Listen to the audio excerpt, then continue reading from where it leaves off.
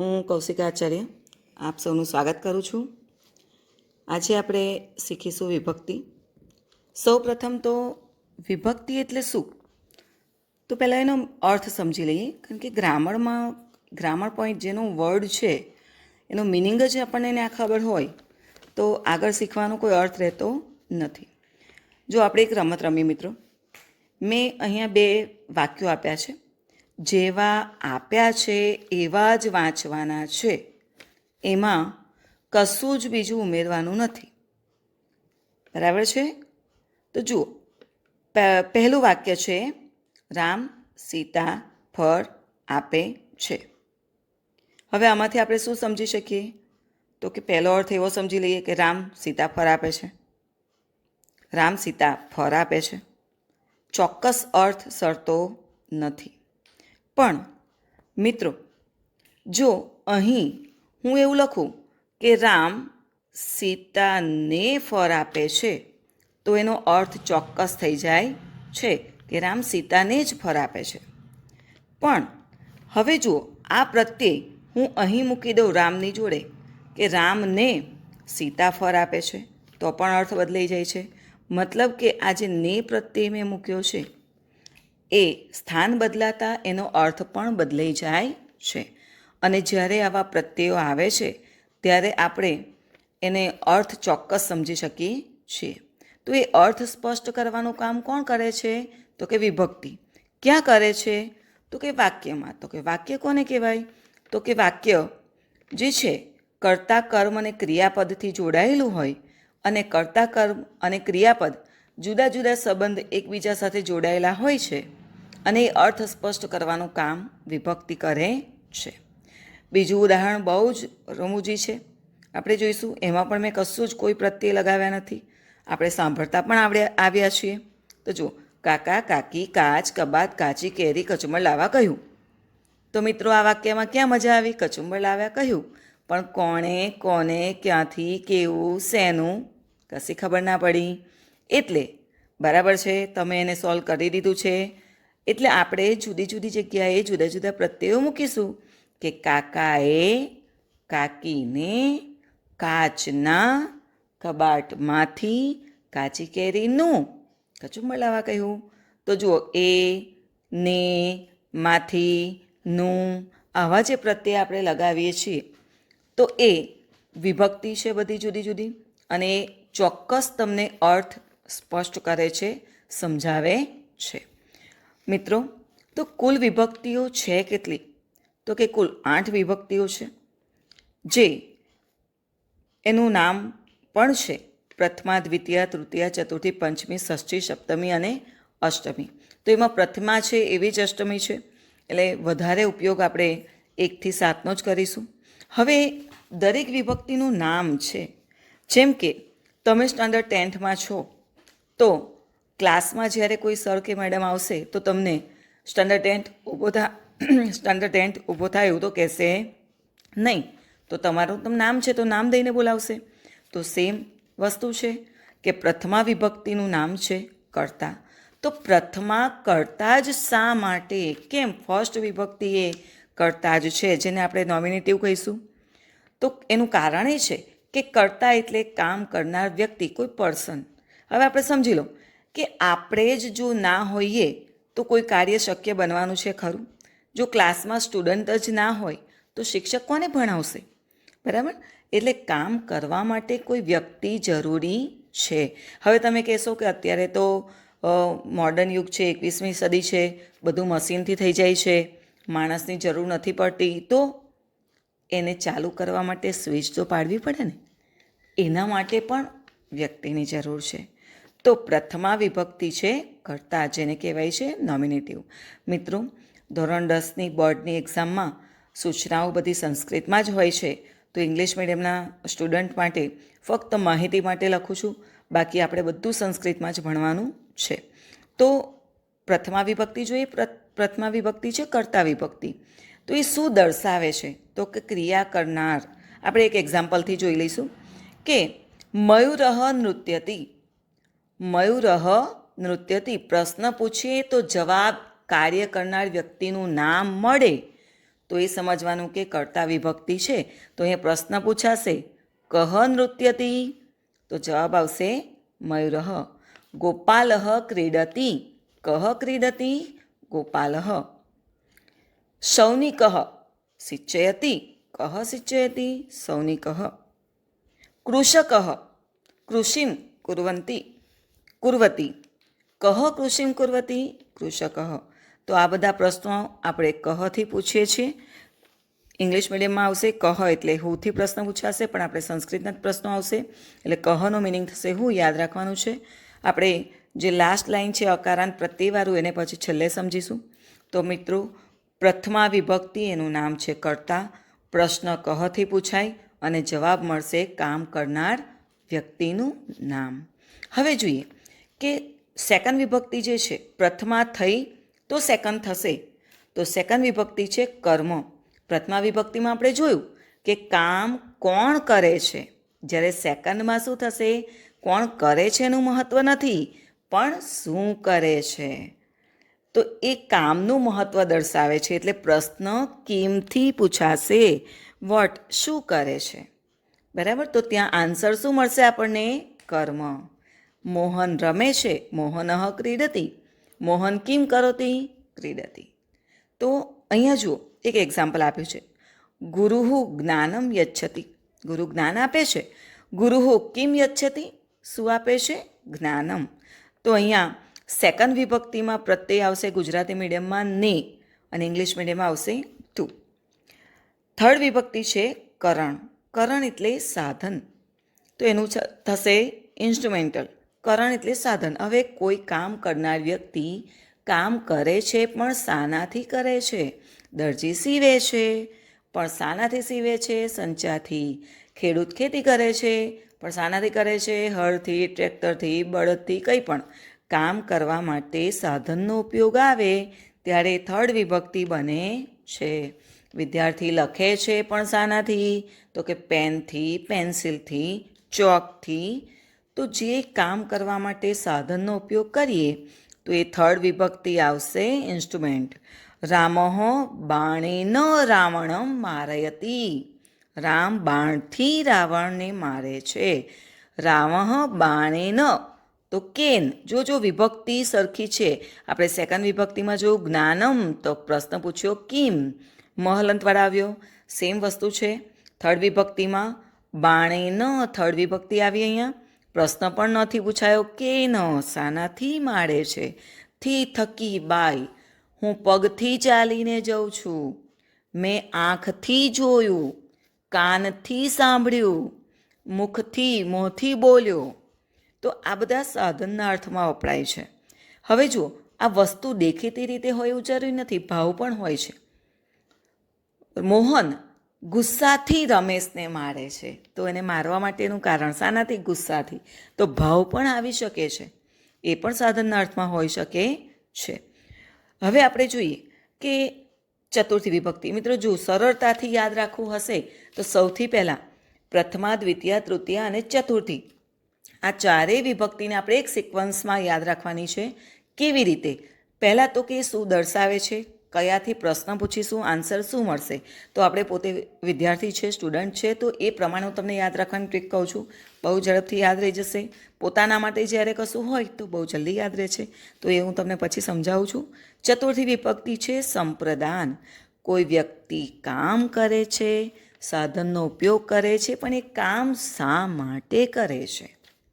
જો કોઈ પણ વ્યક્તિને કામ કરવા માટેનું કોઈ રીઝન ના હોય તો એ કામ કરતો નથી.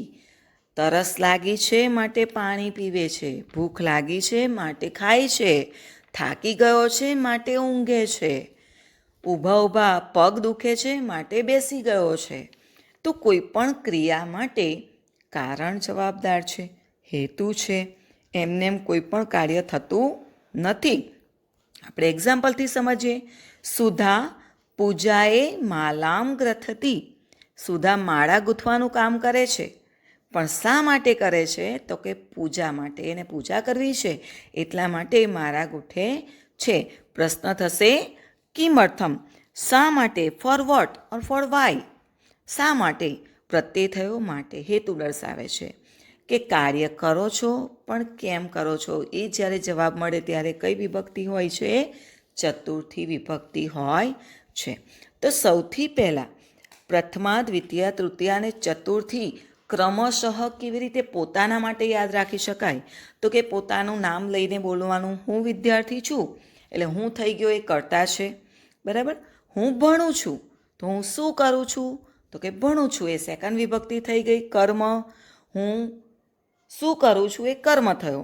ભણું છું, હું શાનાથી ભણું છું? તો પુસ્તકથી, કોમ્પ્યુટરથી, મોબાઈલથી, ટેબ્લેટથી, કંઈ પણ. તો તમે જેનો ઉપયોગ કરો છો તો એ સાધનના અર્થમાં થઈ જશે.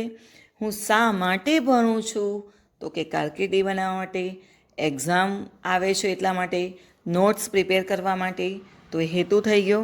મિત્રો, આપણા પોતાના માટે યાદ રાખીશું, પ્રશ્ન પૂછીશું, તરત એની સાથે આપણને વિભક્તિ યાદ રહી જશે.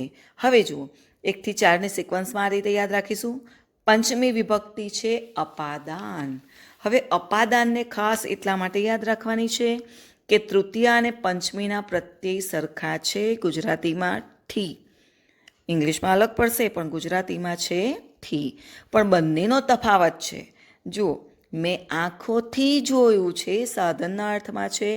મેં ચમચીથી ખાધું છે એ સાધનના અર્થમાં આવી ગયું ચમચી. પણ પંચમી વિભક્તિ એવી થશે કે વૃક્ષાત ફલમ પતતી. વૃક્ષ પરથી ફળ પડે છે તો એ વૃક્ષની ડાળીથી અલગ થઈ જાય છે, એટલે પાછું ઉપર આપણે ફેવિક્વિકથી એને ફિક્સ કરવા જવાના નથી. અલગ થવાનો જ્યાં ભાવ આવે છે, સેપરેટ થવાનો જ્યાં ભાવ આવે છે, એ અપાદાન વિભક્તિ છે. યાદ રાખો, અપાદાન, અલગ થવું. હું ઘરેથી સ્કૂલે જઉં છું, સ્કૂલેથી ઘરે આવું છું.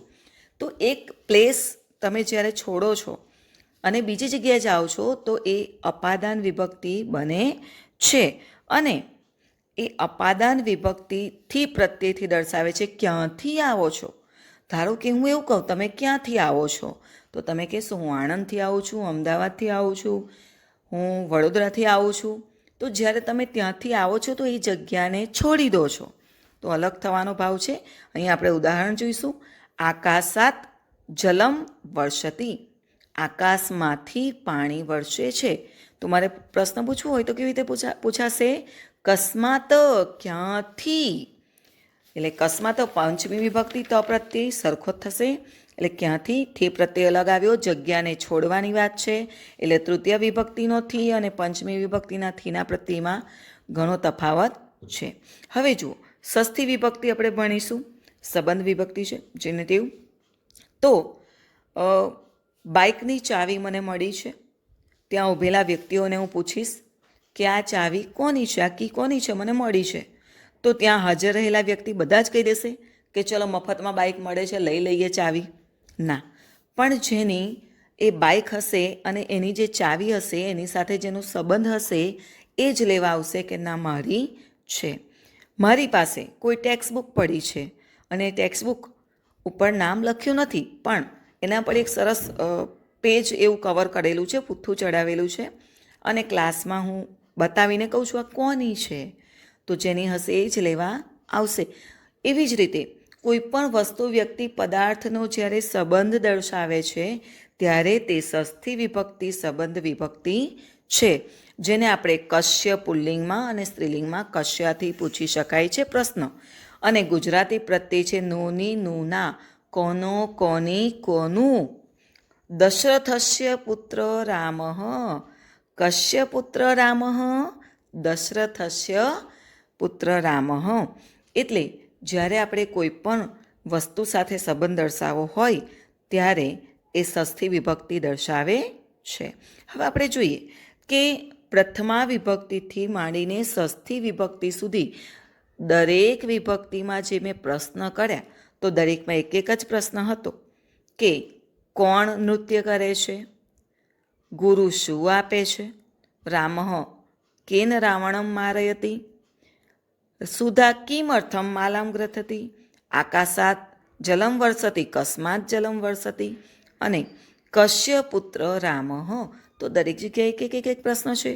પણ સપ્તમી વિભક્તિ જે છે અધિકરણ જે પ્લેસ એન્ડ ટાઈમ દર્શાવે છે બંનેનો મિનિંગ, એટલે પ્રશ્ન 2 થશે.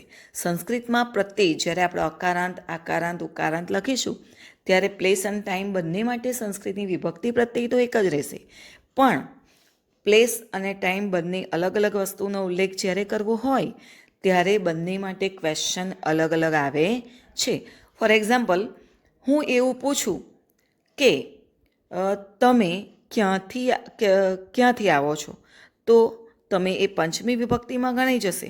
પણ તમે ક્યારે આવ્યા, તમે સ્કૂલમાં ક્યારે આવ્યા, તો તમે કહેશો 7 o'clock, 9 o'clock, તો એ સમય દર્શાવ્યો છે.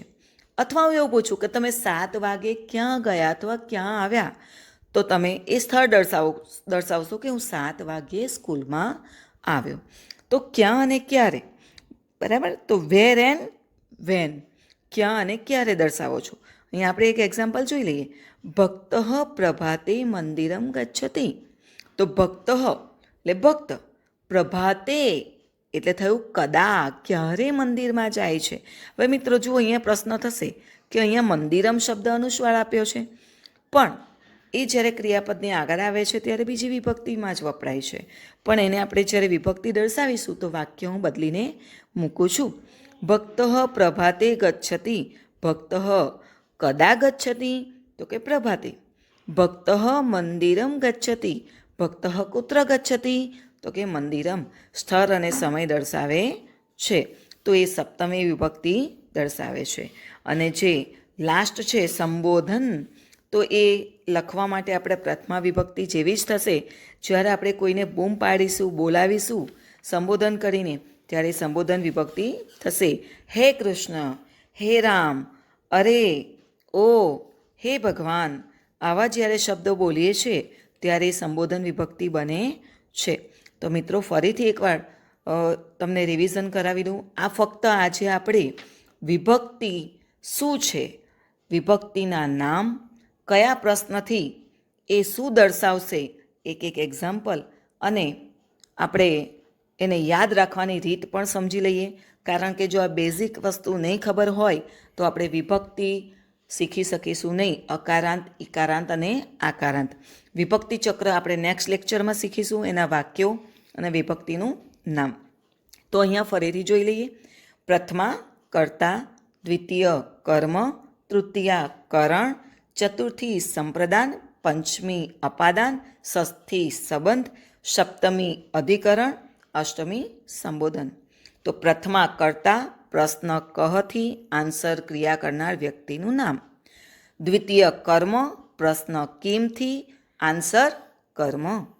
તૃતીયા કરણ, પ્રશ્ન કેનથી આન્સર સાધન, ઇન્સ્ટ્રુમેન્ટ જે વપરાયું છે. ચતુર્થી સંપ્રદાન, પ્રશ્ન કિમર્થમ એટલે કે શા માટે, તો કાર્ય કરવા માટેનું રીઝન આપણને એમાં મળે છે. પંચમી અપાદાન, કસ્માત એટલે ક્યાંથી, તો એ આપણને પ્લેસ જે અલગ થઈએ છે જે પ્લેસ પરથી, એનો આન્સર મળશે. ષષ્ઠી સંબંધ, તો પ્રશ્ન કશ્ય, કોનીથી થશે. અને 7th વિભક્તિ છે અધિકરણ, તો કુત્ર અને કદાથી પ્રશ્ન પૂછીશું તો પ્લેસ એન્ડ ટાઈમ એટલે કે સ્થળ અને સમય, એનો આપણને આન્સર મળે છે. અને એ યાદ રાખવા માટે આપણે પોતાના માટે જ યાદ રાખવાનું કે પોતાનું નામ છે, અથવા હું છું કર્તા, હું કોઈ પણ ક્રિયા કરું છું તો વિદ્યાર્થી છે એટલે વિદ્યાર્થી રીતે યાદ રાખો. કે હું લખું છું, ભણું છું, તો એ કર્મ થઈ ગયું. લખવાને ભણવા માટે જે સાધનનો ઉપયોગ કરીએ છીએ, ટેક્સ્ટ બુક છે, પેન છે, સ્કેચ પેન છે, કંઈ પણ, તો એ થર્ડ વિભક્તિ થઈ ગઈ. શા માટે ભણીએ છીએ એનું રીઝન, કે ભાઈ કેરિયર બનાવવા માટે, હોમવર્ક કરવા માટે, એક્ઝામ માટે, તો એ રીઝન થઈ ગયું. આપણે ક્યાંથી આવ્યા, તો આપણું ગામનું નામ, અથવા તો ક્યાંથી ઘરે જઈશું, તો કે સ્કૂલમાંથી, તો એ પણ યાદ રહેશે. ષષ્ઠી સંબંધ, તો કે કોની સ્કૂલ છે, આપણે સવારે દરરોજ સ્કૂલે જતા હોઈએ તો એક દિવસ એક સ્કૂલ, બીજી દિવસ બીજી સ્કૂલ, એવી રીતે નથી જતા કે રોજ અલગ અલગ 7 દિવસે 7 સ્કૂલો સિલેક્ટ કરી દીધી હોય. પણ જે સ્કૂલમાં આપણું એડમિશન થયું છે એ જ સ્કૂલમાં આપણે જઈએ છીએ, એનો મતલબ કે સ્કૂલ સાથે આપણો સંબંધ છે, એટલે આપણે બોલીશું કે આ મારી સ્કૂલ છે. તો એ સંબંધ દર્શાવે છે. અને સપ્તમી છે સ્થળ અને સમય, કે હું સવારમાં સ્કૂલમાં જાઉં છું, એટલે સવાર એ સમય અને સ્કૂલમાં એ સ્થળ, તો એ સપ્તમી દર્શાવે છે. તો મિત્રો આપણે પોતાના માટે આ રીતે જો પ્રશ્ન અને વાક્ય બનાવીએ તો આપણને ચોક્કસ વિભક્તિ બહુ જ સરળ લાગશે અને સહેલી લાગશે. તો નેક્સ્ટ લેક્ચરમાં આપણે શીખીશું વિભક્તિ ચક્ર.